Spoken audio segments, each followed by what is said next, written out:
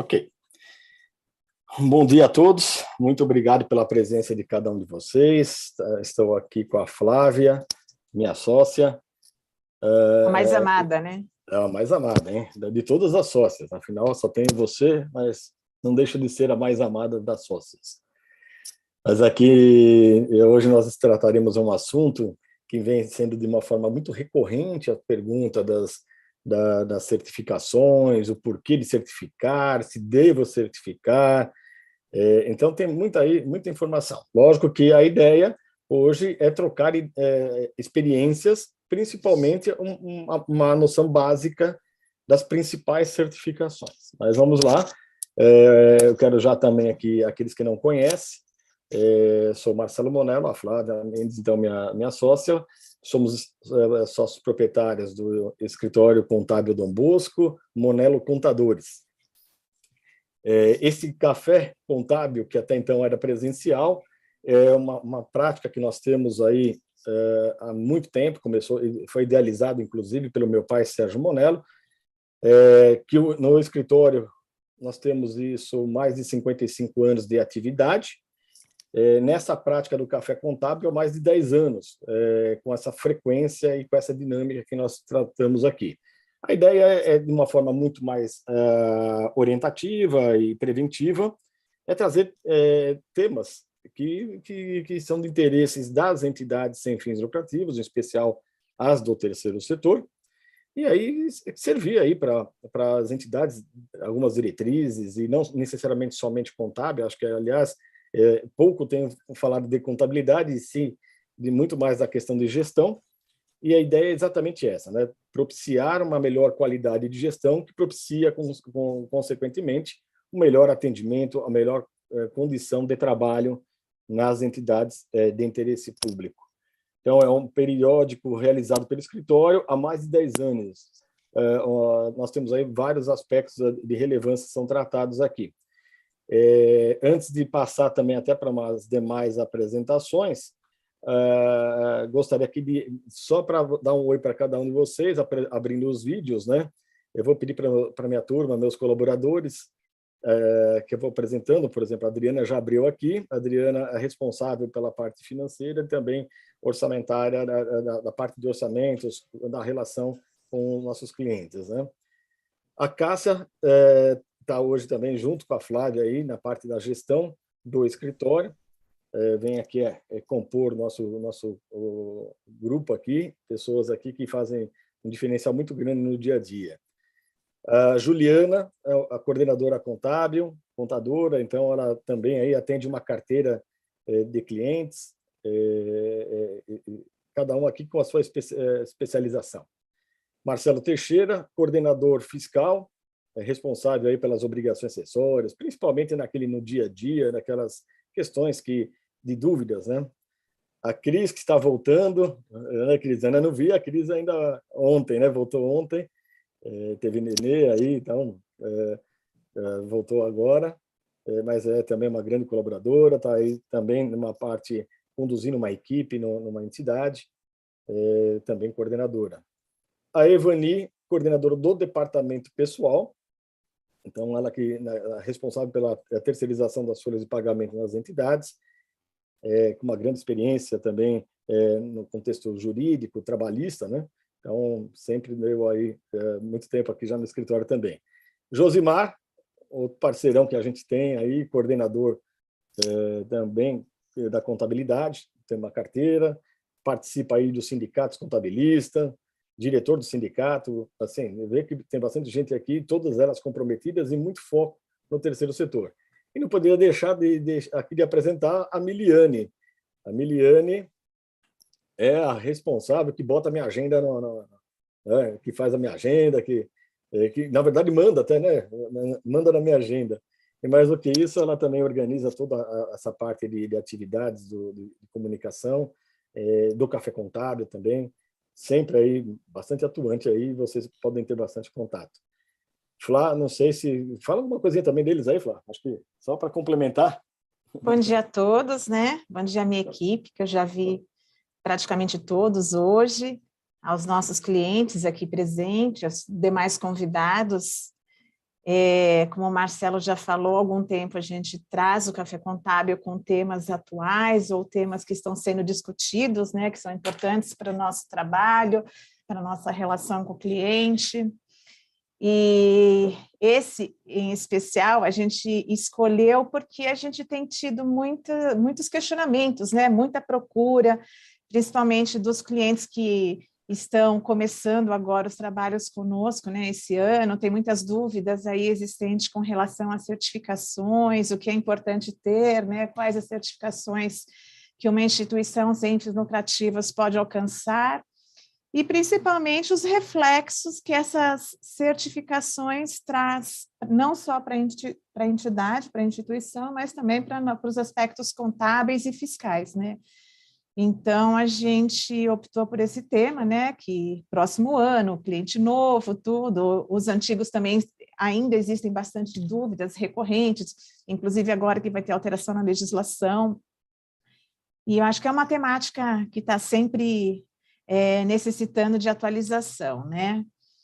Então, eu espero que vocês tenham muitas perguntas aí para o Marcelo, para que ele possa trabalhar bastante hoje no Café Contábil. Um bom café para todos, um bom café contábil para todos.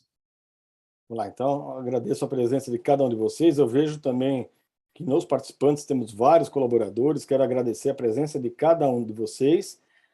Exatamente, eu acho que não só na questão de ter a informação, mas é que vocês também produzem junto aos nossos clientes. Muito obrigado a cada um dos colaboradores aqui presentes, que eu vejo na lista de participantes. Bom, aí eu peço também, então, para que os demais vão também podendo ficar tranquilo aí, desligar o vídeo e vamos assistir também a apresentação. Eu já vou compartilhar uma tela. Primeiro, eu quero dar alguns recados, né? O vídeo do webinar ficará disponível em nosso canal do YouTube. Então, se tiver necessidade, tiver alguma, pode consultar lá. Nós temos um canal no YouTube, na Monelo Contadores. Todos os vídeos estão sendo disponibilizados de forma totalmente gratuita e de acesso ilimitado para que queiram ali utilizar, né? Para as perguntas, utilize a opção QIA na parte inferior aí do monitor de cada um. Então, no primeiro momento, nós vamos fazer, se quiser manifestando, se quiser fazer alguma pergunta, a Flávia vai também controlando, se precisar, ela vai também fazendo toda intervenção, né? Intervenção. Os questionamentos. Isso. E também, se quiser falar, nós vamos deixar depois, antes de finalizar o total, nós vamos depois interromper a gravação e abrirmos para que todos possam participar, manifestando, falando, quiser alguma dúvida também. Opa, quem está entrando aí? Opa, muito bom. Deixa eu entrar primeiro. Mas aí vocês podem participar. Aqui está o Dr. Glauco Reis, da Monelo Advogados. Grande parceiro. Bom dia a todos. Bom dia, Glauco. Ali é uma demonstração de uma boa sucessão, e não só aqui no escritório foi familiar, né? Queira ou não, eu e a Flávia estamos na sucessão familiar. Mas lá na advocacia nós estamos aí com uma equipe também maravilhosa, que vem fazendo de uma forma muito exemplar a sucessão do Sérgio Monelo, meu pai, na Monelo Advogados, né? E o Glauco tem dado aí muito suporte jurídico, e nós estamos aí com várias questões aí que vamos produzir junto com a advocacia, junto com a Aldisa também, que é outro parceiro, estará aí fazendo, porque nós temos muita novidade posterior a isso, nós vamos estar fazendo outros café contábil, a própria advocacia vem fazendo esse trabalho muito preventivo, então logo mais estará ali falando aí. Glauco, eu gostaria que você desse uma palavrinha aí, por favor, fique bem à vontade, e agradeço a presença de vocês, que eu chamei em cima da hora mesmo, eu até peço desculpa mesmo. O que é isso, Marcelo, é sempre um prazer estar aqui com vocês. Me ouvem bem? Tá tudo certinho o áudio? Sim. Tá tudo certo? Tá ótimo. Eu peço desculpas, eu queria entrar juntinho no começo, mas daí eu pulei aqui de paraquedas, eu que peço desculpa a vocês, agradeço a oportunidade de estar junto. Hoje a gente acredita que vamos bater um papo rapidinho, né, dar um ênfase dessa nova legislação, é isso que você e a Flávia também estão aqui reunidos, né? Bom dia, Flávia, desculpa a indelicadeza, né? Bom dia, e a gente veio aqui bater um papinho. Óbvio que a gente não tem tempo de esmiuçar a norma, entrar em detalhes dela nesse momento, né? o importante aqui é pensar que ela ainda não está vigente. Ela está aí, o projeto aprovado pelas casas, falta ainda a sanção ou eventual veto presidencial. Então, não adianta eu começar a falar, olha, vou desenhar uma estratégia, vou fazer isso, vou fazer aquilo.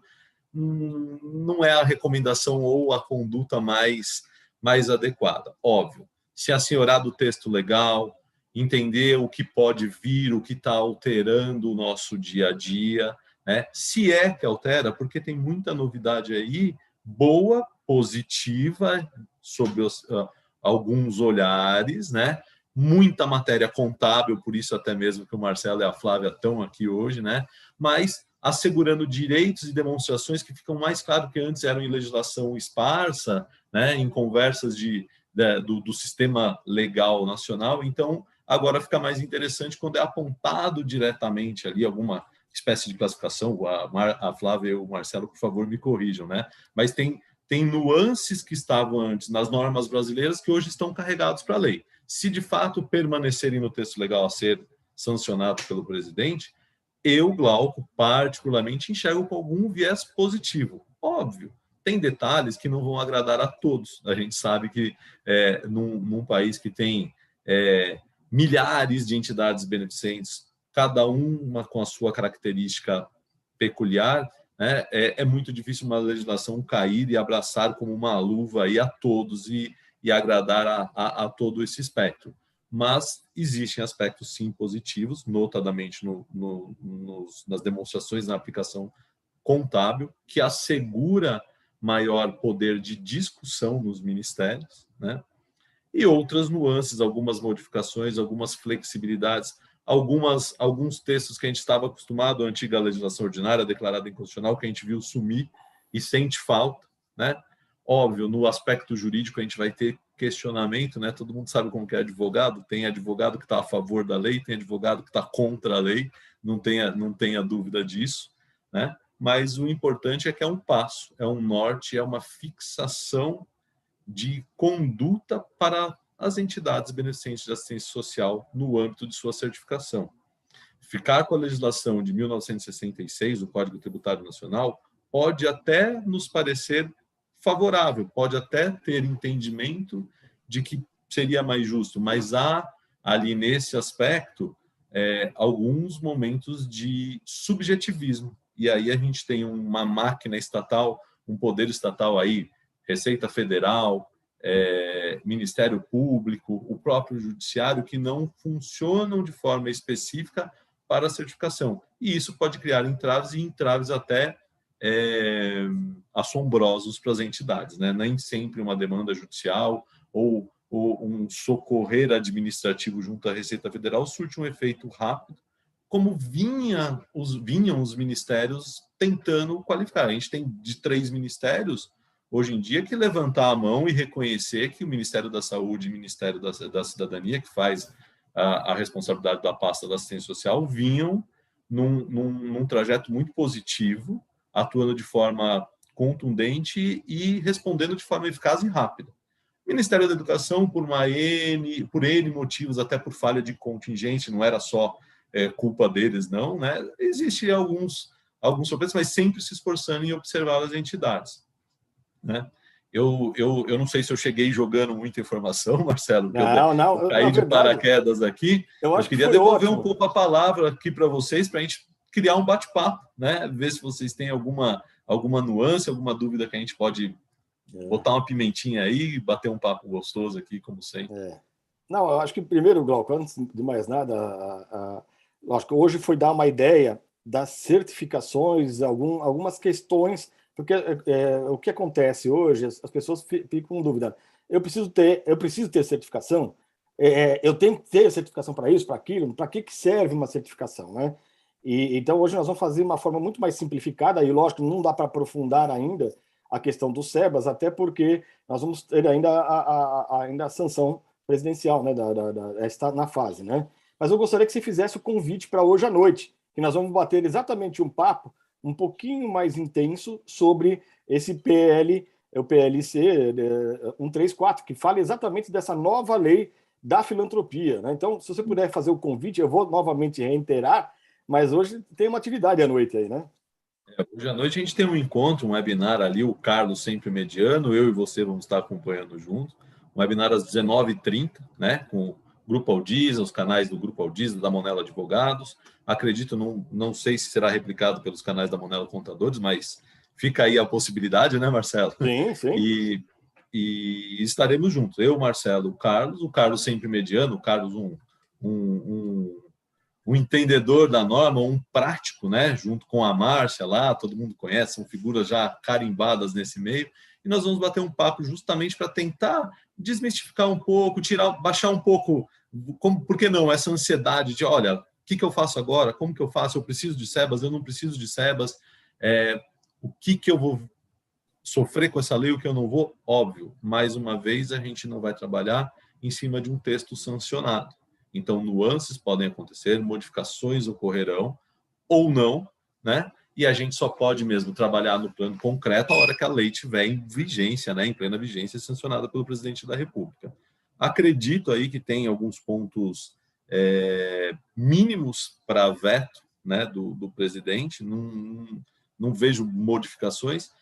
Não sei se haverá ainda alguma devolução para as casas, não acho possível isso, né? A lei está direcionada para a sanção mesmo do presidente da República, então acredito que a gente terá em breve, né, essa lei promulgada. Aí sim a gente vai, dentro do trabalho de conhecimento que é proporcionado tanto pela Monelo Contadores, pela Monelo Advogados, pelo Grupo Aldiza, a gente vai detalhadamente pegar tópicos e pontos e tentar aclarar e trazer a nossa expertise, o nosso conhecimento, a nossa visão sobre essa lei que passará a viger em nosso país.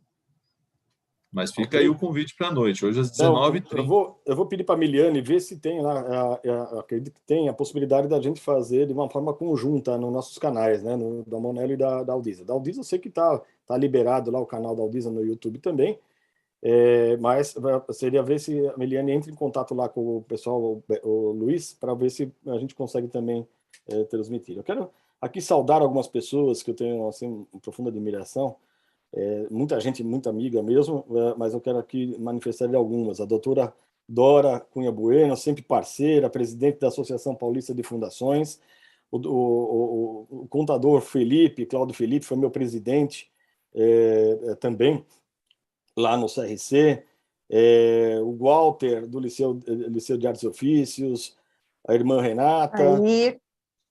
bastante gente. A gente vai citando, né, Flávia? Vamos citando aí as pessoas logo no decorrer aí. Tem o Jair aí, ó, também. O Jair foi presidente do Sindiconte, Sindicato Contabilista. É um outro profissional da contabilidade também. Grande. Eu vou falar que é um irmão também para a gente aqui. É um cara que a gente tem bastante amizade, bastante carinho mesmo. Então, pessoal, eu vou fazer aqui já o compartilhamento de tela. E um minutinho só, por favor. E eu vou começar já com alguns referenciais. O material vai ser disponibilizado, fique tranquilo. Nós vamos partilhar isso aí depois também. Eu não sei se está enxergando aí, Flá? Estou. Ele está em tela cheia, como que está? Tela cheia. Então tá bom. Perfeito, está perfeito. Vamos lá. O tema, então, hoje são as certificações, Glauco. A ideia hoje é exatamente a coisa mais básica, mas bem macro, de orientação. Né? Bem de orientação para, de repente, até mesmo um planejamento, né? Um planejamento da entidade. Aqui, o currículo da Flávia, aqui, ó, não vou nem falar, mas só dela estar aí na sociedade, aí, tocando dia a dia, porque é ela que segura o rojão aqui no escritório, né? Vamos lá, alguns avisos, então, aqui, nós já iniciamos aí, nós temos aí na iminência de sair aí a sanção presidencial do projeto de lei complementar 134 de 2019, que vem aí alterar o SEBAS. Nós vamos fazer hoje à noite um bate-papo falando, mas de uma forma não técnica, mas posteriormente nós vamos fazer várias atividades aí para orientar essa questão.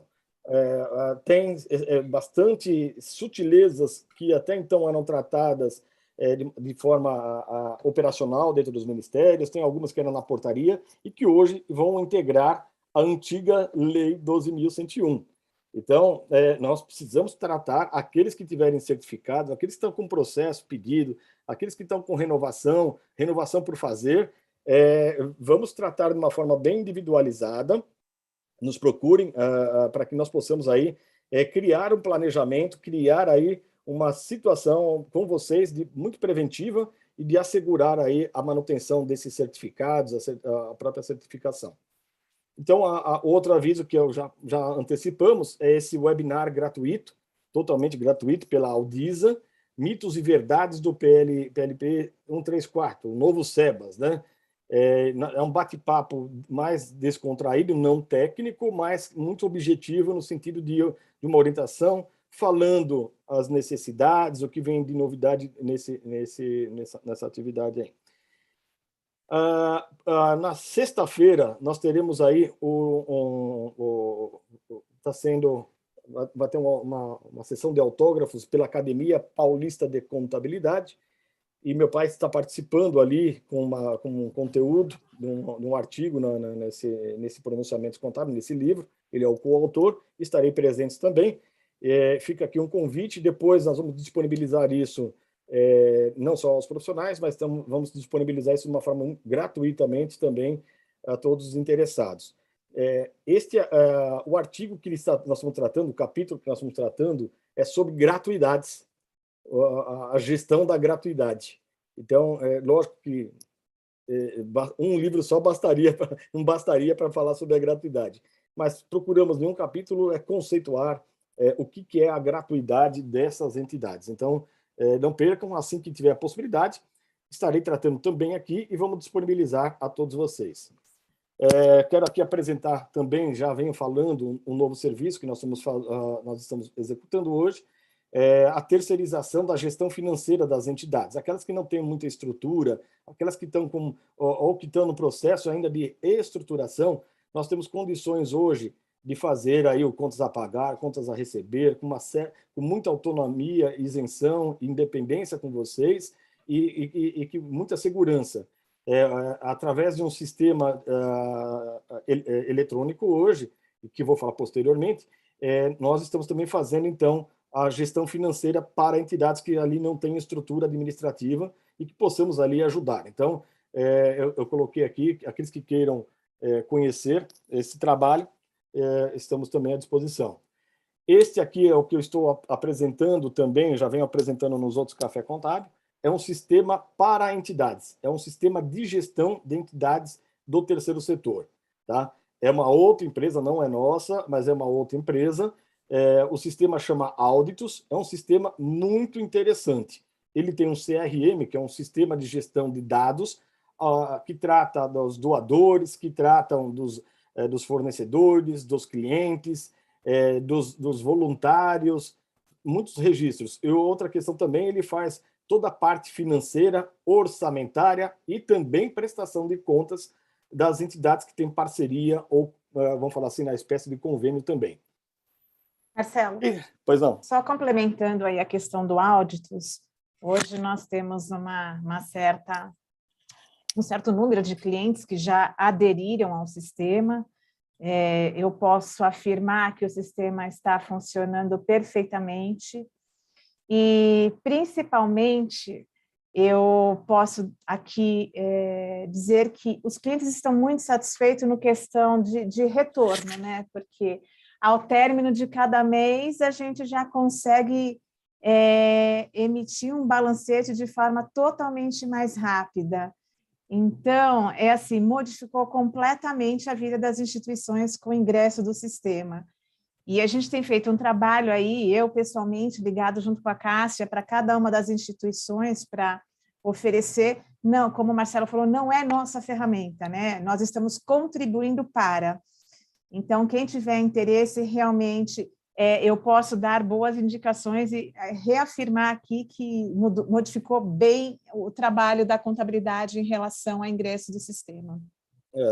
Ele controla projeto por projeto, tem a guarda de documentos digitais, então, tudo aquilo que o marco regulatório ainda, inclusive, determina, está previsto, está sendo tratado. Novamente, não é um sistema de contabilidade, é um sistema de gestão e nos mais variados aspectos da gestão das entidades. Então, aqueles que quiserem conhecer, podemos aqui encaminhar, inclusive viabilizar aqueles que são nossos clientes para poder ter essa dinâmica nova. E outra, não precisa de muito equipamento, até mesmo um celular, a pessoa consegue fazer a sua gestão. Então, veja que é totalmente em nuvem, é uma ferramenta muito boa para todo mundo que tem uma entidade aí que queira participar. É uma ferramenta do terceiro setor mesmo. Então, vamos entrar na temática, títulos e certificações, né? Então, sempre tem uma pergunta, Marcelo, vou abrir uma entidade, quero ser uma OCIP, eu quero ter utilidade pública, porque ainda tem, não tem a federal mais, mas tem a utilidade pública estadual, a municipal.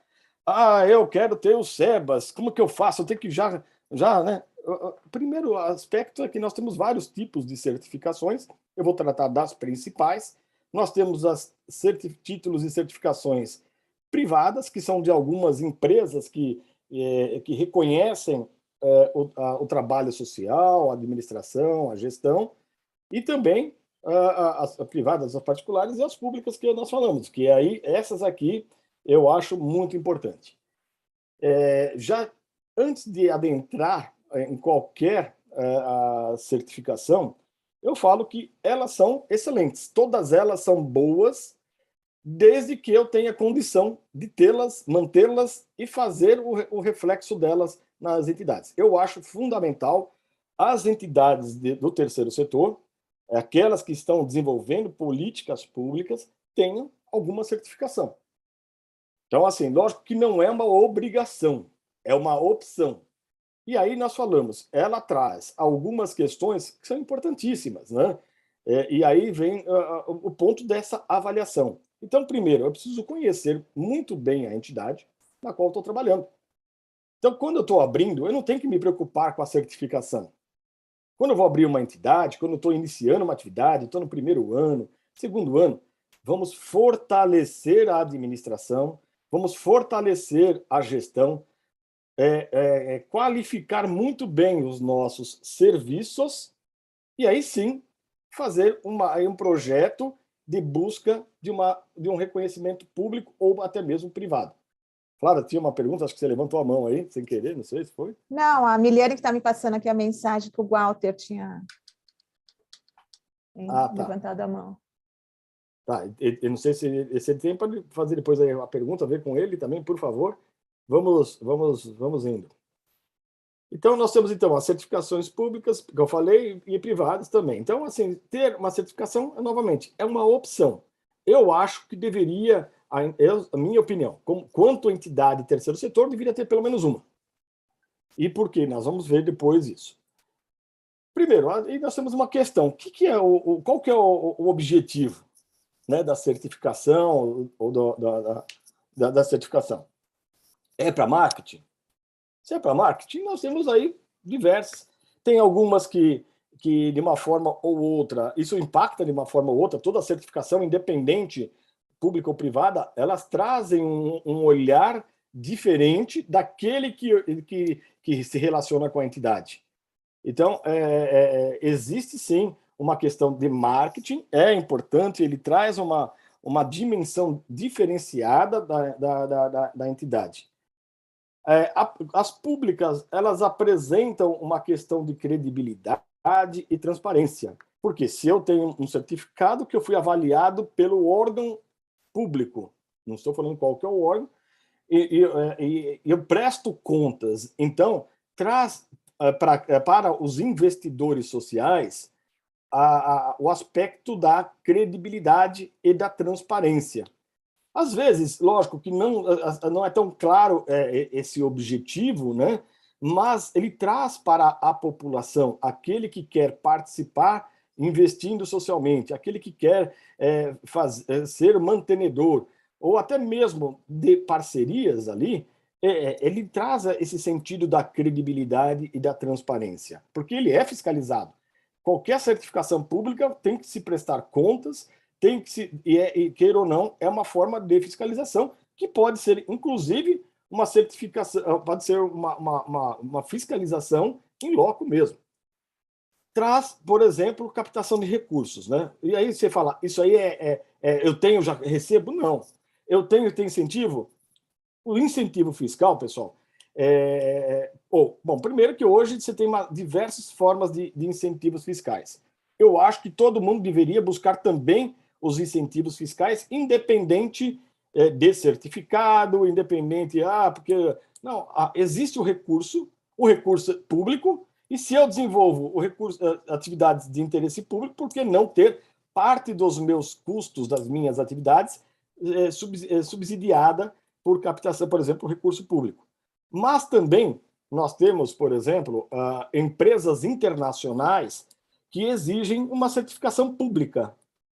Por quê? Porque ele dá a sensação, aquele investidor internacional, ao contexto de que tem credibilidade, é de interesse público, tem transparência e é fiscalizado, é controlado pelo Estado, vamos falar assim. Então, ele ajuda, mas não é o fator principal também da captação. Ele ajuda muito, novamente, ele dá a credibilidade, a transparência, traz o marketing, ele traz a possibilidade, nessa credibilidade, de mostrar isso.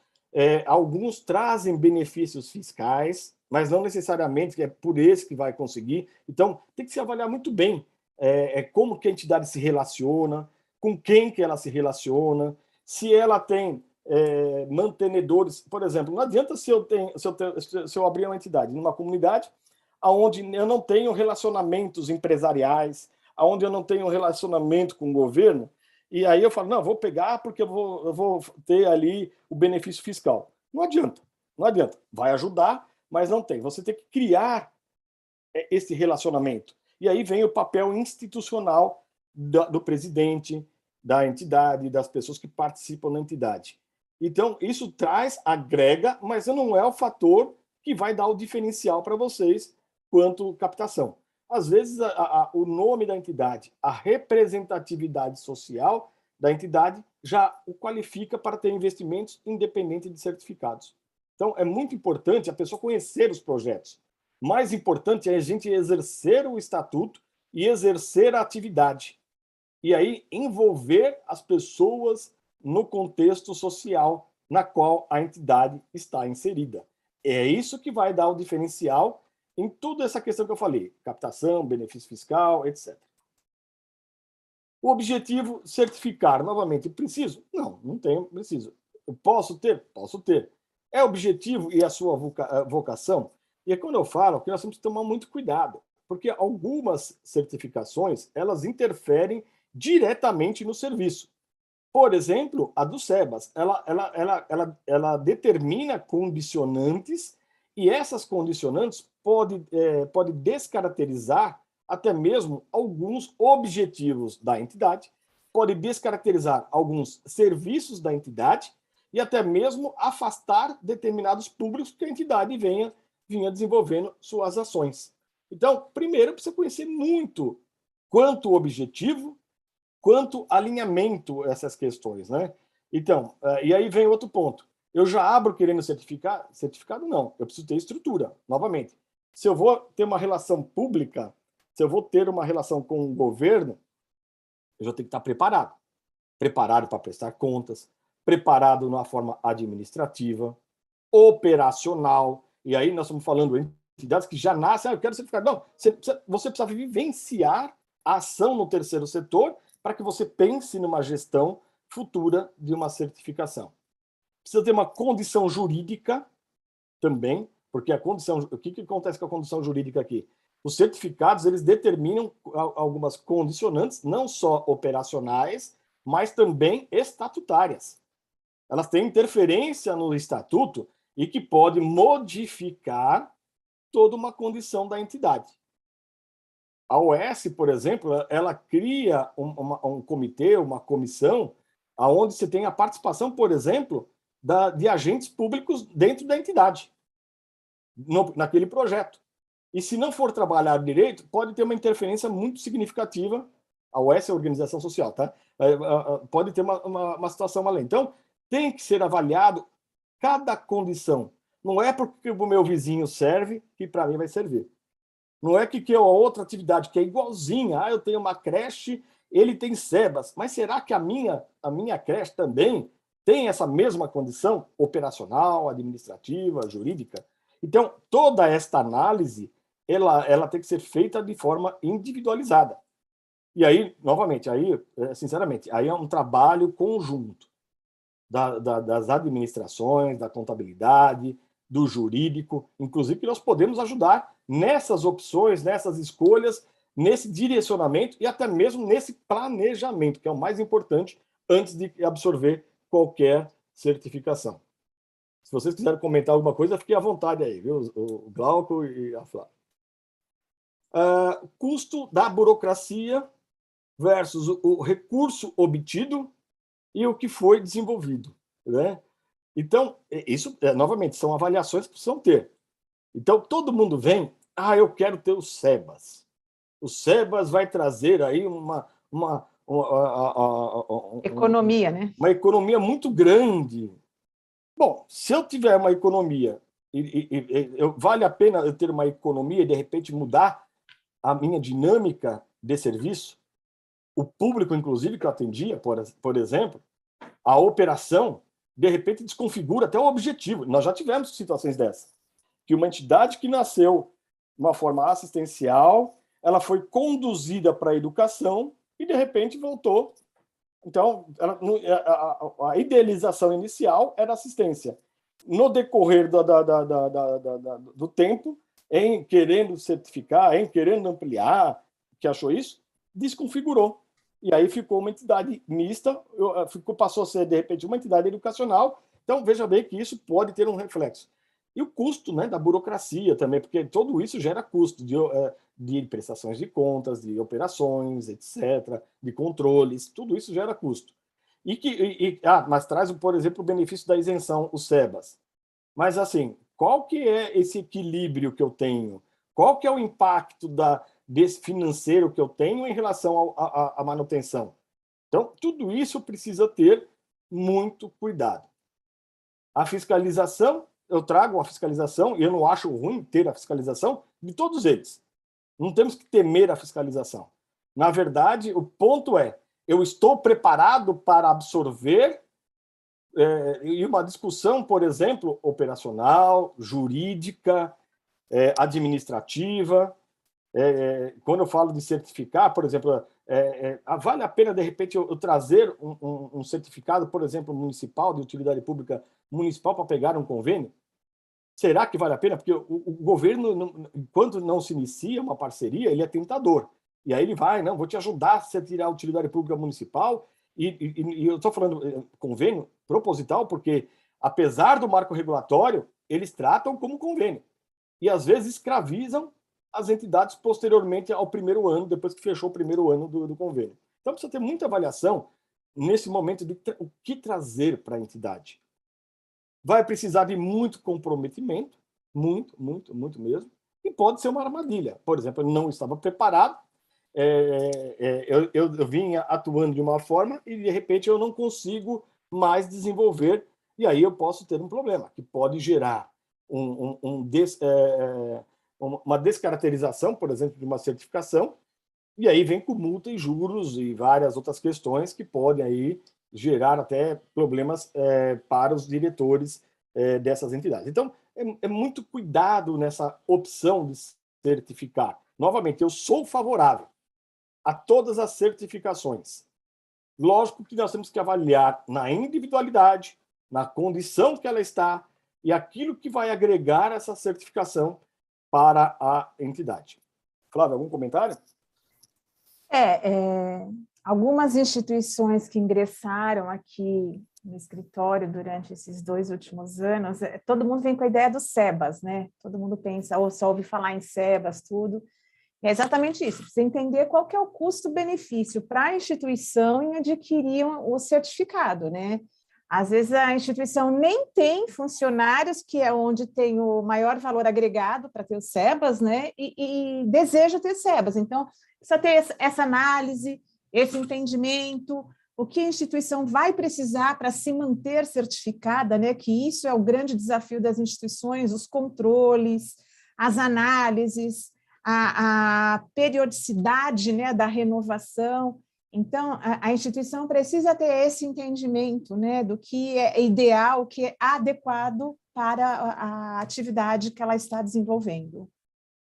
Glauco, fica à vontade também, Glauco, quiser manifestar. Marcelo, é difícil complementar, mas acho que a tradução aí é se conheça como entidade, entenda o seu propósito, entenda o seu caminho, e a partir daí, observe essa legislação, observe não só essa certificação, mas as outras certificações que existem, os desdobros, as consequências, as necessidades para se manter, os riscos, porque o SEBAS, não tenha dúvida, a gente sabe, é uma baita vitrine, ele é tão difícil de se alcançar ou de se manter nesse pool de obrigações que ele exige, que há tempos atrás ele era a presunção judicial de que cumpria o artigo 14 do Código Tributário Nacional.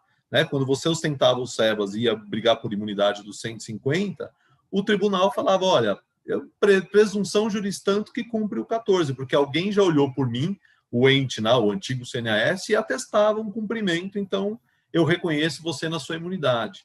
Né? Até hoje a gente enxerga isso. Entidades que carregam o SEBAS, muitas vezes, para fazer um conveniamento particular, aquele convênio, o conveniente lá, ele pede, você tem SEBAS, ele mal sabe, e, aliás, na verdade, para ele em si, não funciona em nada, mas ele sabe que o ostentar é uma porta de entrada, é um caminho de fiscalização, é um selo de qualidade, vamos colocar assim, né? Então, tem que ser tudo pesado, se conhecer, observar o que acontece, e não é só para a certificação SEBAS, sim, para as outras decorrentes aí, a gente tem algumas outras, eu quero ser OS, eu quero participar como gestor em unidades públicas, eu preciso de uma certificação que não o SEBAS, né? Eu preciso de um reconhecimento que não o SEBAS. Então, acho que o grande foco é se conhecer como propósito, como entidade, o que eu quero, como eu quero, e óbvio, a partir do momento que eleger uma certificação, um caminho, né? Entender corretamente, profissionalizar. Eu estou aqui com um aluno eterno do teu pai, né, Marcelo? Há 20 anos aqui, como nós todos somos, há 20 anos eu escuto a palavra profissionalização, ela é a mais necessária no terceiro setor. Eu já enxergo muito da profissionalização, né, de todo esse caminho que eu acompanhei com o professor Sérgio. Mas lá atrás a gente via contabilidades estranhíssimas, que eu não vou entrar no detalhe, prestação de contas mais estranhas ainda, né? E a gente percebe que num dinamismo, na atualidade, o profissionalismo de ambas as partes aí, né? Tanto de quem assessora quanto da própria entidade, para se conduzir num caminho positivo, é necessário. Eu falo, viu, Glauco, principalmente na questão jurídica, e principalmente aquelas que estão iniciando atividades, exerça na plenitude o estatuto social. Ele vai ser a condição para qualquer certificação. Então, é um ponto que assim todo mundo vem, põe o estatuto e às vezes não observa as condições do estatuto. Quando eu falo condições do estatuto, lá está determinadas as políticas, inclusive setoriais, que ela vai estar atuando. Eu estou exercendo, estou comprovando o meu estatuto naqueles objetivos, porque se eu conseguir fazer esse exercício, eu consigo qualificar.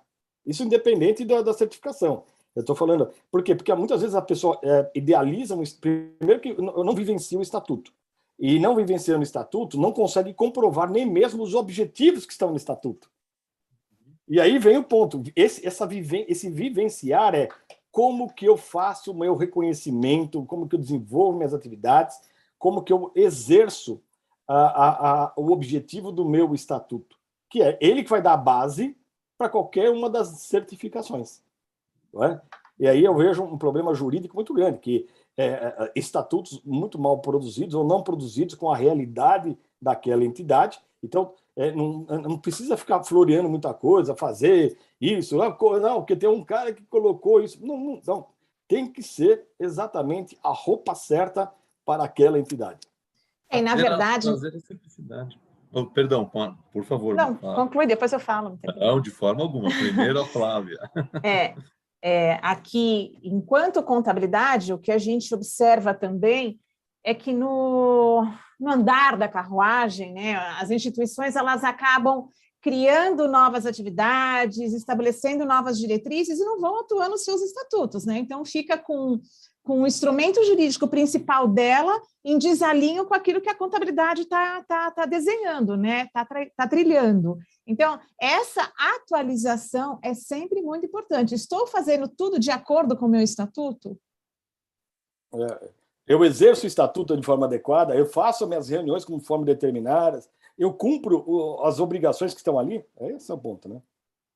Você sabe, Marcelo, né, nos acompanha, quantas vezes a gente reforma o estatutário pela atualização legal, pelo dinamismo que é exigido, e quantas vezes a gente faz sugestões estatutárias.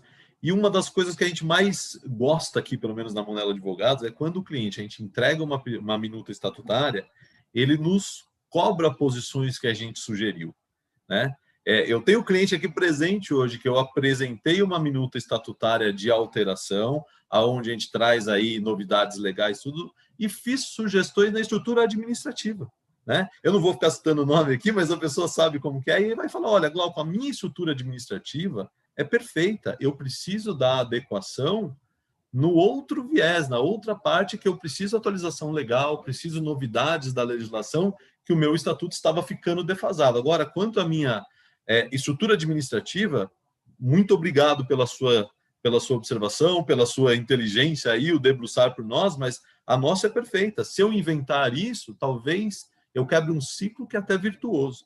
E isso é interessante. A gente tem que ter ideia do conhecimento interno de cada um da sua entidade para não quebrar apenas por uma instituição. Foi o Glauco lá, foi o professor Sérgio que deu uma sugestão administrativa, eu vou acolher. E depois, na prática, isso não funciona, né? Porque nós trabalhamos com realidades distantes. Quem conhece mesmo o dia a dia da entidade, né, o chão de fábrica, é quem está aqui pedindo a reforma estatutária para a gente, é quem conversa e conhece os detalhes e os percalços do dia a dia, né? Se for algo flexível, o profissional do direito vai falar, ótimo, vamos manter na sua estrutura. Olha, não pode, houve alteração legal que agora lhe exige isso. E aí a gente vai ter que solucionar da melhor forma. Uma fala que é do teu irmão, do Ricardo, assim, o estatuto, a gente compara a um terno bem costurado, né? Não adianta ter mangas bonitas e um peito sobrando ou vice-versa, né? Então, o recado é esse. Eu vou pedir licença, Marcelo, eu vim aqui para fazer um bom dia e convidar todos para o nosso bate-papo da noite. Acabei ficando porque o assunto é interessantíssimo e eu sou sempre um curioso.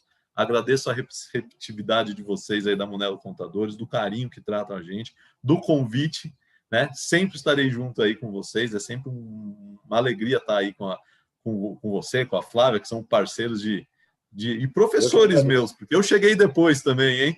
Eu cheguei depois, mas muito obrigado, viu, gente? E parabéns pela apresentação, o caminho é esse, é trazer o bom senso, a serenidade diante de uma nova legislação ou de um caminho mesmo a trilhar, né?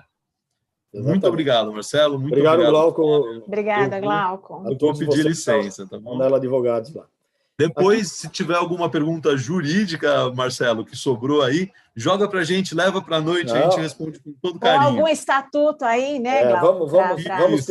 Vamos ter outros encontros também com a participação de vocês, com certeza. Com certeza. Obrigado. Com certeza. Vai ser um novo trabalho agora. Um grande abraço a todos e obrigado aí a todos que estão nos assistindo. Flávio, eu tenho aqui uma colocação do Rogério Santos, principalmente, né? Parece que antes de partirmos para uma obtenção de certificado, seria importante uma análise de diagnóstico dos objetivos.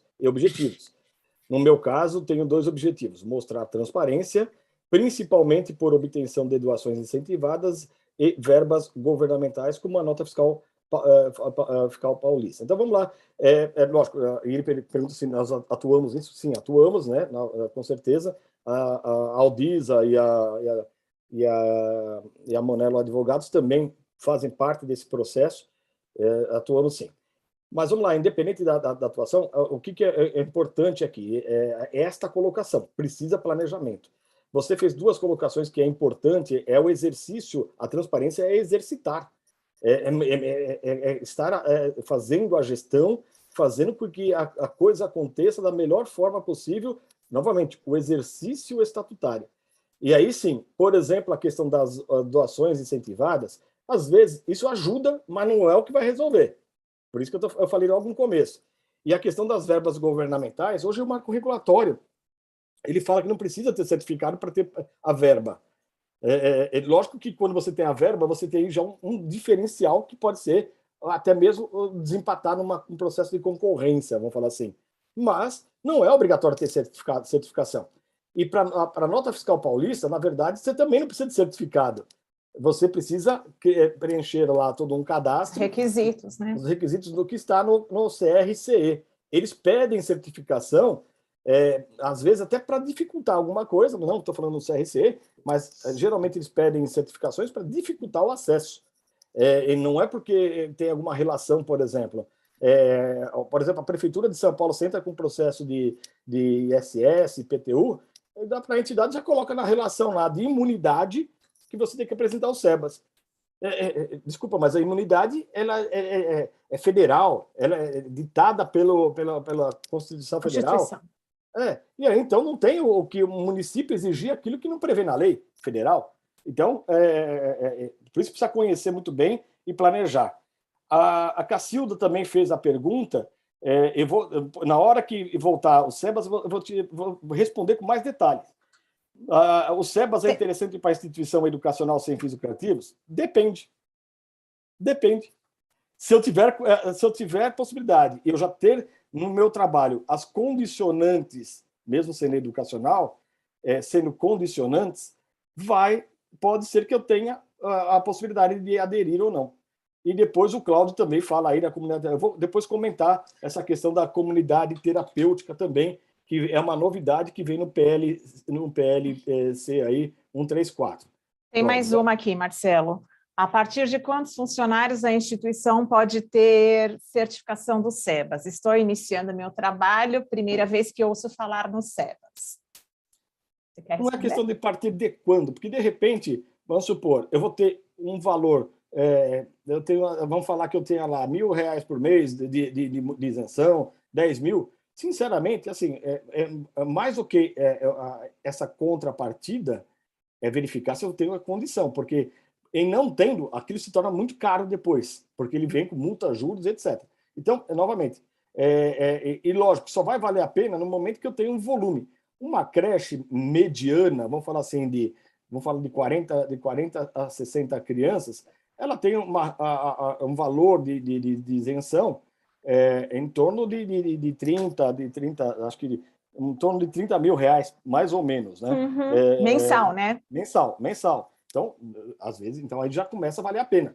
Mas tudo depende muito das condições que são complementares. Não é só a troca do valor. Tem outras condições. Por isso que eu falei para a Cacilda aqui. Às vezes eu sou educacional, eu tenho algumas questões, mas não vale a pena. Não vale a pena porque pode me trazer um risco ou até uma desconfiguração, até mesmo de público, tá? De repente, eu atendo algumas escolas que não tem público, e se colocar um público pode ter problema. Dependendo. O público é o perfil, né, Marcelo? O perfil socioeconômico que é exigido, por exemplo. Continuando. Então, são quatro certificados ou reconhecimentos públicos, que os principais. A utilidade pública, que não tem mais a federal, mas tem nos estados e nos municípios, ainda tem. Nós temos o certificado SEBAS, que é o das filantrópicas, aquelas entidades que é de educação, de saúde e de assistência social, pode ter o SEBAS, e nós vamos falar dos benefícios. As OCIPs, aqui então tem uma outra qualificação, Organização da Sociedade Civil de Interesse Público Social, que é a OCIP. Tá? OCIP é uma qualificação também que a entidade pode ser qualificada, também tem algumas questões ali. Organização social, então as OSs, né? Essa também é um outro reconhecimento e ela tem uma característica também interessante. Além de ser reconhecida como OS, automaticamente ser reconhecida como de utilidade pública. E outra, vamos lá. A utilidade pública é estadual e municipal. O SEBAS é federal. O CIP, nós temos a federal e alguns estados criaram a certificação de OCIP também. Tá? Alguns, nem todos os estados têm isso, mas tem alguns estados que têm a OCIP estadual. E a OS, nós temos federal, estadual e municipal. Nós temos as 3 instâncias, essas certificações. Algumas podem ser cumulativas, outras não podem ser cumulativas. Por exemplo, eu não posso ser SEBAS e ser OCIP. Eu posso ser SEBAS, ter utilidade pública municipal, estadual. Eu posso ser OCIP e ter utilidade pública municipal. Aí, por exemplo, a OS já é cumulativa no seu nascedouro. Quando fala, pode ter dois reconhecimentos. Aqui eu quero só destacar, eu trouxe esse artigo, porque é o seguinte, todo mundo fala, mas o meu processo de imunidade, veja bem, aqui fala da imunidade tributária. As entidades de educação, assistência e saúde são entidades imunes a impostos, ok? Então, veja o artigo que regulamenta a imunidade tributária em âmbito federal. Então, para todos os estados, municípios e o governo federal. Então, ali, nenhum dos 3 itens, são 3 itens que falam de obrigações, não fala de certificado. Se eu tenho um objetivo e desenvolvo ações efetivas de educação, assistência e saúde, eu sou uma entidade imune a impostos. E eu não preciso, na prefeitura, apresentar. Só que o que acontece? Tanto a prefeitura como o Estado exigem a certificação, não é porque ele está sendo fiscalizado lá pelos SEBAS, não. É para dificultar o acesso ao não pagamento de impostos em contribuições. Por exemplo, uma outra questão quando você nasce imune, quando você cria uma instituição educacional, você se autodeclara. No Estado e no município, você tem que pedir o reconhecimento. E aí vem o ponto das grandes discussões em relação a se ter ou não ter certificado. Então, e aí, veja bem, o artigo federal não determina a necessidade de qualquer certificação, mas a prefeitura, o Estado, no sentido de que vamos prorrogar o maior tempo possível essa possibilidade de não pagamento de impostos dessas entidades, vamos aí, então, colocar um certificado de OCIP, geralmente é o SEBAS, mas também tem alguns que pedem OCIP. Agora, esses certificados facilitam esses processos? Facilitam. Se você tem um reconhecimento e tem processos tramitando, ele, não vou falar que ele vai ser determinante, mas ele ajuda numa análise instrumental do processo administrativo junto ao Estado e à Prefeitura. Aqui eu chamo a atenção o 195, o artigo 195, que trata das isenções, das contribuições, né, aqui, ou imunidade das contribuições, né? Então, nós temos 2 artigos que são principais. O da imunidade tributária de impostos, que é o 150, e o das contribuições, que é a parte das contribuições patronais, que é o 195. E aqui eu chamo a atenção exatamente desse PLC, que está para ser aí chancelado pelo governo federal e vai determinar a regra que vai ter para ter, então, eu tenho que ter certificado. Começa por aí, ter o certificado nas condições que esta lei vai vir determinar. Porque até então, hoje, da forma que está, vai ser pelo artigo 14. Mas, a hora que entrar esse PLC, ele vai ser pela nova modalidade. Quero aqui também já deixar claro a lei federal, que trata das parcerias público-privada, parceria da entidade, ele não extingue, por exemplo, a OCIP.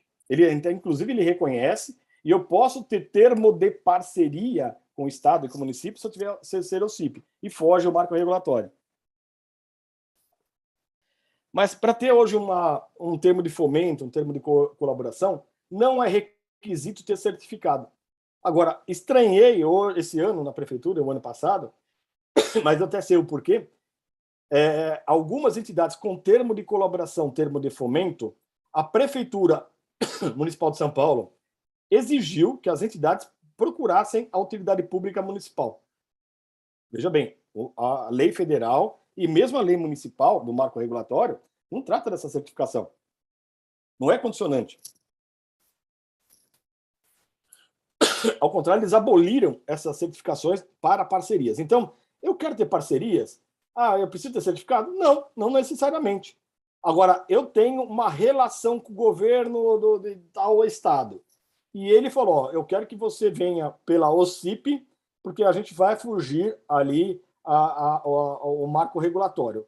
Isso pode ser, porque é uma contratação direta. Isso pode acontecer. Então, aí tem que tirar o CIP. Mas isso, novamente, tem que avaliar a individualidade de cada uma das entidades. Então, estou mostrando aqui que para ter imunidade e isenção não precisa, para ter parceria não necessariamente precisa, para o benefício fiscal também não precisa, porque aqui no marco na 13.019 trata também do benefício fiscal, fala também que a entidade pode captar e as doadoras, pessoas jurídicas, lucro real, podem abater do imposto de renda também aqui para qualquer entidade, desde que seja de interesse público social. Aqui, então, algumas questões. Influencia na imunidade o SEBA? Sim. Ajuda nos processos, o CIP ajuda na imunidade? Ajuda, mas não é determinante. A utilidade pública ajuda? Ajuda. As isenções, as contribuições sociais, somente o SEBAS, a OCIP não vai ter, a utilidade pública não vai dar essa condição das isenções das contribuições. O recurso público, o SEBAS, hoje trata como convênio, instrumento de colaboração, fomento.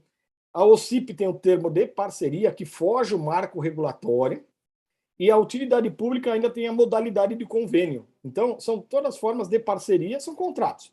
Mas tudo, na verdade, é a mesma coisa. Se vocês pensarem ali, eles vão lá, você apresenta um projeto, vai receber o recurso para custeio das atividades. O SEBAS não tem diretamente na lei incentivos fiscais, a OCIP criou um incentivo fiscal, a utilidade pública federal, que foi extinta, tinha, as demais não têm o incentivo a doadores. Vamos lá. A utilidade pública, então, ela pode ser estadual, municipal. O que tem? Nós precisamos verificar, cada estado e cada município tem a sua regra. Por exemplo, o processo você entra determinados, por exemplo, geralmente na Secretaria de Justiça, em alguns, outros você entra pela Câmara Municipal, se for municipal, outros via Assembleia, e tem que ter lá o político padrinho, vamos falar assim. Depende muito da regra, então estou falando de uma forma geral. O que precisa ter? Precisa ver o órgão, é um processo administrativo, pode ser cumulativo com outras utilidades públicas, ele traz o benefício, não é que ele traz a isenção, ele faz com que isso fortaleça os processos de imunidade tributária. O que traz de benefício em si é assim, que determinado Estado vai exigir você tenha a utilidade pública para ter uma parceria direta com eles. Outros, as subvenções, então o acesso às subvenções, traz muitas responsabilidades e fiscalização também. A utilidade pública é a entidade que exerce a função que cabe ao poder público. Aqui é o terceiro setor, é efetivamente a entidade do terceiro setor. Aquela que é aberta à coletividade, à sociedade e que presta serviços. A utilidade pública ela não tem uma limitação de serviços. Aqueles serviços que se demonstram de interesse público e que tenham isso aí muito claro nos seus relatórios, na contabilidade, no seu plano de atendimento, e isso vai ser avaliado pelo aquele órgão, seja a Assembleia, seja a Secretaria de Justiça, seja a Câmara Municipal, o interesse das pessoas na sua entidade. Então, nós temos ali, então, essa questão.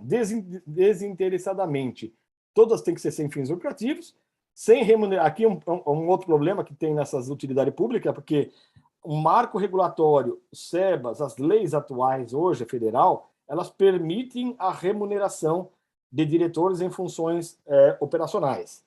Já a utilidade pública não foi atualizada, então aí tem um problema. Então, por isso que eu falo, aquela entidade que tem uma parceria e quer remunerar, precisa tomar cuidado, porque pode descaracterizar a utilidade pública, consequentemente, pode descaracterizar os serviços também que não permite. Aí é um texto muito antigo, né? Você tinha que demonstrar idoneidade, né? Então, você tinha que pegar uma carta de um agente público falando essa entidade é idônea.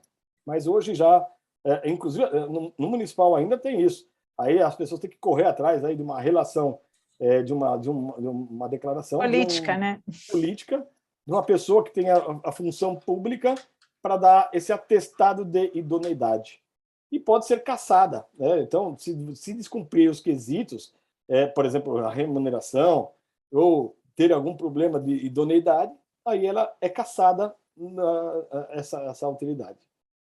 Então, a utilidade pública, na verdade, ela serve para uma possível parceria e ajuda nos processos. Por exemplo, se eu tenho um pedido de imunidade do ICMS, se eu tiver a utilidade pública estadual, isso facilita o processo.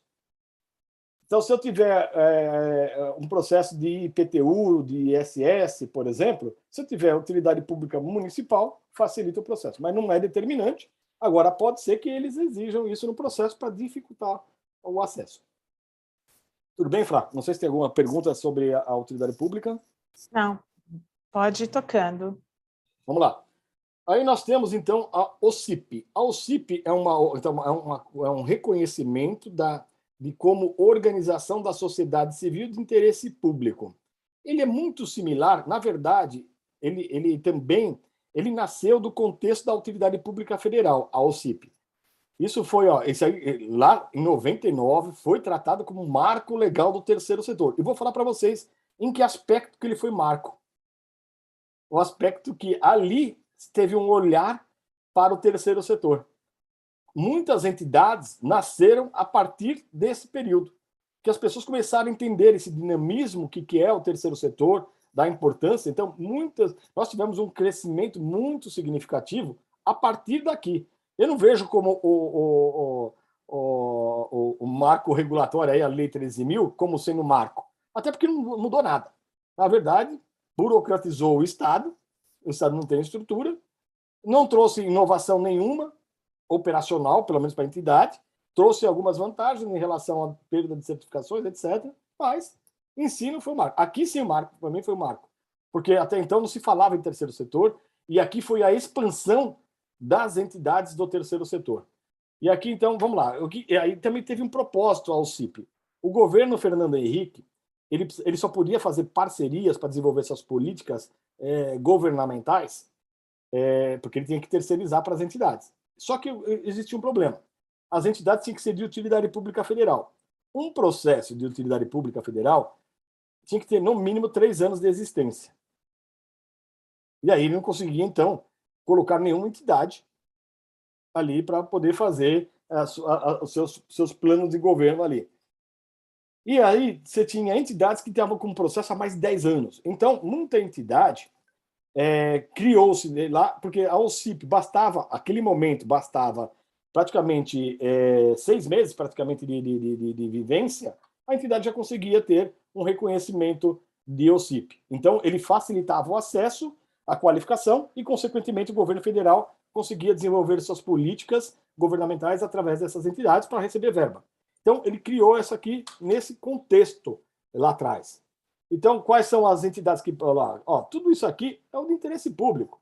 Assistência social, ele trouxe algumas questões importantes, por exemplo, que não eram tratadas, porque antes eram geralmente aquelas entidades tradicionais. Mas, por exemplo, aqui, entidades que atuam no voluntariado, entidades que atuam no desenvolvimento econômico, social e combate à pobreza. Não estou falando que assistência social é o primeiro item, né? Nós estamos falando de que promovam a ética da paz, da cidadania, dos direitos humanos. Então, ele trouxe uma amplitude, um novo olhar do que pode ser uma entidade do terceiro setor, dos interesses públicos aqui. Então, esse foi interessante na OCIP. Então, tinha que ser pessoa jurídica de direito privado, sem fins lucrativos, que não distribuem lucros e resultados, aqui é o que estava no texto, tá? Apliquem os seus recursos totais nas finalidades institucionais. É certificado pelo Ministério da Justiça. Antes, precisar, era 6 meses, hoje é no mínimo 3 anos de exercício de atividade ali. Aí, então, tem aqui o que não pode ser qualificado como OCIP, as organizações religiosas para culto religioso somente, não pode, mas aquelas, por exemplo, que são organizações religiosas que desenvolvem interesse público, pode ser, mas eu não aconselho tais entidades terem essas questões. E aí, então, algumas, cooperativa, as OS, por exemplo, organizações sociais não podem ter, então aqui não pode ser cumulativo. Então, aqui tem algumas questões, né? Aqui um ponto que chamou atenção lá é permitida a participação de servidores na composição do conselho das entidades, e aí vinha algumas demandas para as entidades no começo, agora não. Mas a questão de participação de pessoas de pessoas da administração pública participar, mas não pode ser remunerado. Aqui, na Lei 13.019, nós temos, então, o termo de colaboração, o termo de fomento e o termo de cooperação. Lei 13.019. Na OCIP, nós temos o termo de parceria, que é esta relação onde a entidade tem o certificado. Ela vai, por exemplo, eu sou uma entidade de meio ambiente, eu sou qualificado, então eu vou lá com o meu termo da OCIP, vou à Secretaria Municipal ou Estadual do Meio Ambiente e posso fazer ações diretas através do termo de parceria. Então, uma das questões do termo de parceria é, entendo um bom relacionamento público-privado, você foge a algumas outras questões do chamamento público, por exemplo, você vai para qualquer área das políticas públicas, então, por exemplo, meio ambiente, por exemplo, da ciência e tecnologia, aquelas que são de pesquisas e tecnologia. Então, depende muito do perfil, da característica da entidade. Aqui algumas questões, então, toda certificação, ela traz algumas exigências, as certificações públicas, a exigência estatutárias. Aí precisa ver qual que é o impacto dessas exigências legais no meu estatuto. Quando fala lá, eu tenho que ter no meu estatuto o Conselho Fiscal ou equivalente, por exemplo, na OCIP. Lá determina. Eu sou obrigado a ter Conselho Fiscal? Não, é salutar? Para a OCIP, eu já sou obrigado. Se eu quero me qualificar como a OCIP, eu tenho que ter a constituição do Conselho Fiscal. Isso é alguns dos exemplos que a gente tem outros que também determinam. Por exemplo, a OCIP fala lá, você tem que ter auditoria do projeto se você receber acima de R$600 mil. Então, ele começa a colocar condicionantes. Eu vou ter uma parceria, e dessa parceria eu arrecadei acima de 600 mil, tem que ter auditoria de projeto nessa atividade. Os imóveis, aqui, todos eles ficam... não pode passar, né? Tem uma cláusula que não pode ser transferido. Isso está claro ainda também na lei. Já no marco regulatório, por exemplo, o primeiro contexto é esse, mas se você tiver no projeto, no plano de atendimento, que após a atividade os bens serão doados ou será incorporado, e se for aprovado, no marco pode, na Lei 13.019. Já na OCIP não pode tem que ter a devolutiva dos bens comprados pelo termo de parceria.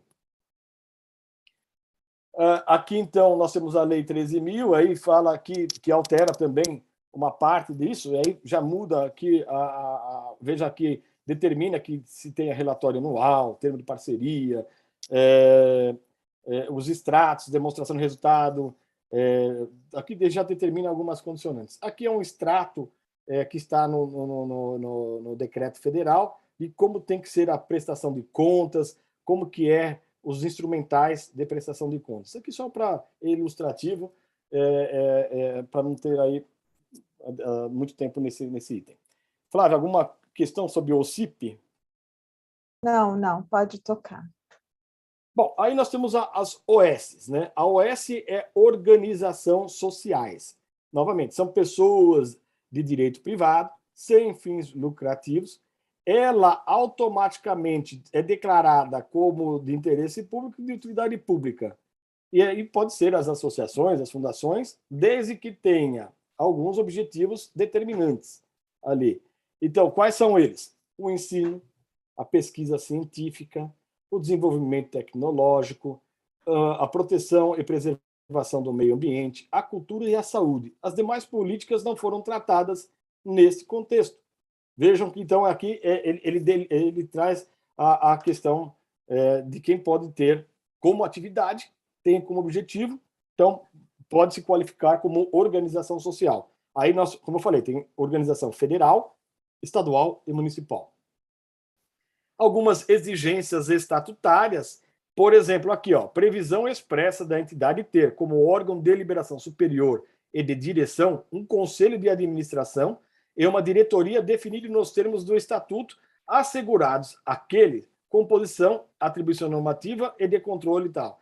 A previsão de participação no órgão colegiado de deliberação superior de representantes do poder público. Então, aí já começa uma interferência direta, pode acontecer uma interferência direta na gestão como um todo. Nós tivemos uma entidade em que ela se qualificou sem fazer essa distinção do serviço OS da entidade como um todo OS. E aí as definições começaram a ter problemas na entidade como um todo, e não somente no serviço que a entidade foi qualificada ali para poder fazer a gestão. A publicação anual, etc. Que são algumas obrigações. Fique tranquilo que essa aqui vai ficar. Após qualificar, terá habilitação para receber recursos. Aí vem um ponto interessante. Dos contratos das parcerias, esse eu acho mais interessante quanto para o terceiro setor, para as entidades. Porque você apresenta um orçamento, só que ele delimita algumas questões. Por exemplo, você pode ter até X% de pessoas, e você trabalha muito mais na dinâmica de flexibilidade financeira e também no contexto de qualificação dos serviços do que propriamente no custeio de serviço. A Lei 13.019, a OCIP, então, termo de colaboração, fomento, termo de parceria, eles falam o seguinte: se você apresenta o projeto, é custo por custo. Custo por custo. Já na qualificação da OS, você recebe uma verba, ele te dá uma delimitação de áreas, e você pode, então, ter vamos falar assim, uma flexibilização da utilização dos recursos. Então, você pode usar com mais tranquilidade os recursos em áreas que necessariamente precisam ser... Não é que vai gastar fora do negócio, não, tem que gastar, mas você não fica com aquele negócio. Eu fiz o orçamento, só posso gastar R$100 por determinada compra. Mas eu não comprei, eu vou mais usar esse... No caso do convênio, na parceria, no tempo, a princípio você teria que devolver aquilo que você não utilizaria. Nesse caso, você tem uma flexibilização. E, diferente, que é o instrumento de parceria, nesse caso das OS, é contrato de gestão. Então, você recebe recursos financeiros e recebe, às vezes, também bens para administrar. Nós temos vários exemplos. Por exemplo, um hospital que é uma OS. Então, o Estado pega e fala, reconhece aquela entidade de saúde, qualifica como entidade de saúde, de organização social e utilidade pública, e aí ele fecha um contrato de gestão. Então, ele fala o seguinte, aquele imóvel, a verba vai para aquele imóvel para que você mantenha, faça a manutenção e dê o atendimento na área de saúde. Então, você recebe recurso, recebe o bem para controlar e desenvolver o interesse público ali. Então, o contrato de gestão, eu gosto muito dele quanto operação, pela flexibilização, pela forma que eles são tratados. Agora, são altamente controlados. Tem prestações de contas mais variadas, é intenso, e ele também determina uma relação política muito grande, né? Todos os certificados públicos determinam uma relação política. Este aqui, ele determina ainda muito mais, porque ele vai direto. Eu posso ser qualificado e não receber a verba, mas aí, de repente, por uma certa escolha, por escolha do gestor, eu posso fazer diretamente. Flávia, algum questionamento? Eu ia falar exatamente dos controles, né? Eu sempre fico aqui pensando no lado contábil, no lado administrativo, de controle, de gestão. O contrato de gestão, como o próprio nome diz, né, exige uma gestão rigorosa. É um dos contratos que exigem maior cuidado na prestação de contas, a periodicidade, os controles eles são muito complexos, né, para a manutenção do contrato de gestão. E, por vezes, a instituição tem departamentos específicos só para isso, só para esses atendimentos de contrato de gestão, prestação de contas. Tem uma pergunta aqui que a Miliane está passando, deixa eu ver. Tanto os CIPs, utilidade pública ou OS, pode receber recursos de emendas parlamentares? Quem está perguntando é a Luciane Pacheco. a princípio, a emenda parlamentar não precisaria ter certificado. O que acontece? O parlamentar, ele direciona isso, e isso vem através de um fundo. E aí as regras, de repente, do fundo exigem determinada certificação. Entendo, isso é um facilitador, como eu falei, a OCIP, Utilidade Pública, a OS, falei novamente, não é necessário a emenda, mas alguns fundos, porque ele via secretaria, passa pelo fundo, por exemplo, da educação, da assistência. Então, ele passa, de uma forma ou outra, ele compõe o fundo, e às vezes a regra do fundo determina, aí, de repente, alguma certificação. Então, precisa muito ver como que é a regra que vai ser, por onde ela vai entrar, essa emenda parlamentar. Às vezes entra por políticas, por exemplo, da educação. A mais fácil é da educação, uma das mais que tem um contexto diferenciado, e até mesmo a prestação de contas. Uma das melhores secretarias para poder prestar contas é a educação, não pela facilidade, não, porque não é questão de ser fácil, é que ela tem um entendimento do que tem que ser cobrado da entidade. Ela tem um entendimento das documentações, do que são necessárias para comprovar a regularidade. Já outras não estão muito preparadas para essas questões. Mais alguma, Flá? Então, vamos lá. A última, que aí é o certificado, e aqui eu só quero falar, eu vou tratar isso somente de uma forma muito macro do SEBAS, tá? Por quê? Porque, primeiro, é uma lei muito extensa e muito detalhe que mexe, por isso que eu falei, que mexe na operação. Mas eu vou dar a diretriz principal. Então, assim, o SEBAS é para aquelas que eu já falei para vocês, que são entidades imunes a impostos e que serão imunes às contribuições. Quais são elas? Educação, assistência social e saúde, tá? Então, tem lá o marco legal do SEBAS, tal, e que vai entrar agora esse o PLC aí, o 134, que vai mudar tudo isso aí. Então, mas eu vou dar o básico principal para vocês terem uma ideia. Pô, mas será se eu consigo atingir pelo menos o principal? Então, primeiro, eu presto serviços, eu posso ser as 3 áreas, eu posso ser uma área só. Então, depende muito da atividade operacional da entidade. Eu sou uma entidade de educação, e aí eu falo, educação formal. Formal é uma escola, exatamente, uma escola. Não é, eu faço uma alfabetização de adultos, mas na comunidade e tal, mas não tem nenhum vínculo com a Secretaria de Educação. Então, já não é formal, não vai ser reconhecida, por exemplo, no SEBAS, educação, por mais que seja. Eu faço o pós-escola. O pós-escola simplesmente também não qualifica o SEBAS educação. Assistência social. Eu tenho vários serviços aqui, eu tenho várias ações. Eu tenho, por exemplo, eu faço trabalho de higiene e limpeza, trabalho com as pessoas, dando higienização, fazendo higiene de pessoas, por exemplo, não é higienização, desculpa o termo, mas praticando aí um exercício da cidadania e tal. Se tiver na tipificação, aí tem uma regulação própria da assistência. Porque não é todo serviço. Vou falar mais básico. Se eu falo que eu somente dou cesta básica, eles entendem como um assistencialismo não tipificado. Então, por mais que tenha um impacto, que eu entendo que, na verdade, eu tenho um pensamento diferente, mas o governo entende de forma diferente isso. Eu entendo, sim, que ao conceder alimentação, ao conceder cesta, nós estamos tirando é uma ação emergencial, que essa entidade, só que ela trabalha no emergencial. Tirar a pessoa da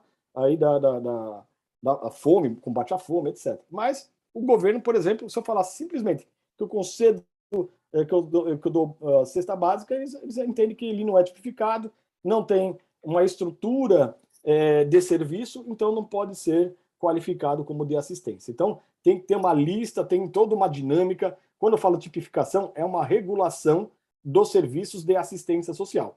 E o ponto principal da assistência social é que tem que ser gratuito 100%. Então, aquele que vai usar da assistência social tem que ser 100%. Algumas exceções em relação ao idoso, ao deficiente e de comunidades terapêuticas também. A saúde, aqui, então, são os hospitais, A princípio, são os hospitais e ambulatórios. Então, eu tenho que ter serviço ambulatorial, o ponto principal. Não que não tenha outras ações também. Mas o ponto principal, que eu vou me ater aqui, é você ter um vínculo com o SUAS, né? O SUS, desculpa. Aí um outro ponto também importante. Todas as políticas, elas forçam a entidade a ter uma relação governamental no seu município, onde ela executa. Então, por exemplo, se eu sou uma entidade de educação, eu tenho que ter credenciamento. Então, eu tenho que credenciar a entidade, e aí eu passo a ser regular, só que eu tenho uma relação direta com a Secretaria de Educação. Na assistência social, eu tenho que ter a inscrição no Conselho Municipal para ser de assistência social e serviços socioassistenciais, serviços tipificados. E aí, Marcelo, tudo bem. Pois não. E o Comas, né, no caso, essa certificação, ela é para cada uma das filiais, no caso, que a instituição atua, né? Exatamente. Se a pessoa abre filial em município diferente, ela vai ter que ter em todos os municípios. E a saúde, eu tenho que ter uma relação também com o gestor de saúde. Então, vejam que também ela interfere numa relação muito política no município. Então, é importante que você tenha essa percepção. Quais são as vantagens? Então, eu deixo de pagar 20% sobre salários, 20% sobre serviços autônomos, que eu tenho que recolher. Quando eu contrato alguém, a princípio, eu tenho que pagar 20% do que eles ganharem. Eu tenho aqui os seguros, né, 1, 2 ou 3%, terceiros, cooperativas, o COFINS, a contribuição social sobre lucro líquido, que eu discordo, mas eu coloco porque eles põem na lei, e o PIS também. Então, eu tenho um impacto financeiro muito significativo. O SEBAS, ele traz exatamente esse impacto. Eu falei, numa entidade, aí, eu dei um exemplo de uma creche com 40 alunos, ela dá de 30 a 40 mil reais de economia por mês, dependendo do tipo da parceria, tudo lá. E outra coisa, como ele é difícil de obter, então ele passa a ser uma predominância nos processos administrativos municipais e estaduais. Então, ele facilita de uma forma também de economia, mas também facilita os processos de imunidade tributária. Só que aí traz algumas questões, né? A questão dos artigos, aqui ele fala algumas determinantes, guarda de documentos, aqui são algumas determinantes, mas esses não são os principais, né? Se eu quiser, eu não tenho, eu quero pedir, eu tenho que pelo menos exercer 1 ano, eu vou ter que exercer os requisitos. Então, vamos supor, eu quero fazer o SEBAS, eu já tenho que começar com 1 ano antes do pedido a exercer os requisitos do SEBAS. E aí vem um ponto, eu tenho que ter gratuidade já nos índices, nos indicadores que estão estabelecidos lá na lei, eu tenho que atender o SUS em 60%, eu tenho que atender gratuitamente os serviços socioassistenciais. Então, tudo isso são requisitos que são obrigatórios que você exerça com pelo menos 1 ano de antecedência ao pedido de concessão ou renovação. Deverá requerer... Então, eu posso dizer de 3 áreas. Eu vou ter um único processo. E aí tem a regra que pega pela despesa. Então, eu tenho 2 áreas, onde eu tenho a educação, a despesa da educação maior que da assistência. Então, eu vou fazer a prestação de contas das 2 áreas num único processo e entrar com o processo na educação. Se a assistência for, aí é o contrário. Então, eu vou lá na assistência, coloco todas as áreas que são também, a prestação de documentos de cada área, a prestação de contas de cada área, nesse único projeto, no único processo, e entrar pela assistência social. E aí tem uma série de requisitos, por exemplo, tem que ajustar o estatuto, tem que gerenciar as gratuidades, gerenciar gratuidade, gerenciar para que o seu CNPJ também esteja alinhado a esses processos. Então, tudo isso já começa a ter mais trabalho. O que eu falei, exige a contabilidade, exige a separação por projeto, todos eles exigem, a norma contábil exige, mas eles são mais enfatizados a questão aqui. E o que vem na lei vai ser mais forte ainda, tá? Na lei, o PLC 134. Aqui, na área da saúde, você tem que comprometer a entregar 60% dos atendimentos ao SUS, ao Sistema Único, e tem que comprovar. E não é assassinado de tudo, não. Ele tem uma equação, inclusive, né? É medido paciente dia, é verificado os 60% na atividade principal, que é, no mínimo, tem que fazer 50% de atendimento hospitalar, quando eu sou hospital e ambulatório, e se for o só ambulatório, é 60% direto também, tem que fazer. Então, vejo que tem aí essas condicionantes e que, às vezes, não são passíveis, tem outras regras, existem vários modelos também de prestações de contas e modelos de entidades de saúde, mas eu me ativo ao principal. Se eu conseguir fazer o principal, eu consigo fazer os demais. Às vezes, se eu não consigo fazer pelo menos o outro, aí eu vou ter que ver as regras de cada atividade. Aqui, vou passar depois, aqui na área da saúde, então, separar custos, convênios, etc. Tudo tem que ser muito bem segregado, contabilizado. Tem tudo isso, nas 3 lá.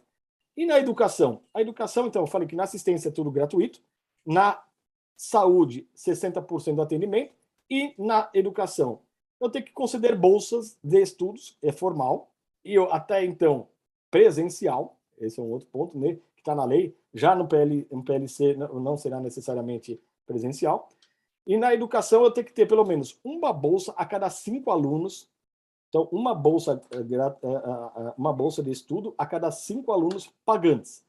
Ah, então eu posso dar conceder? Não, não é para qualquer um, não. Aí ele determina que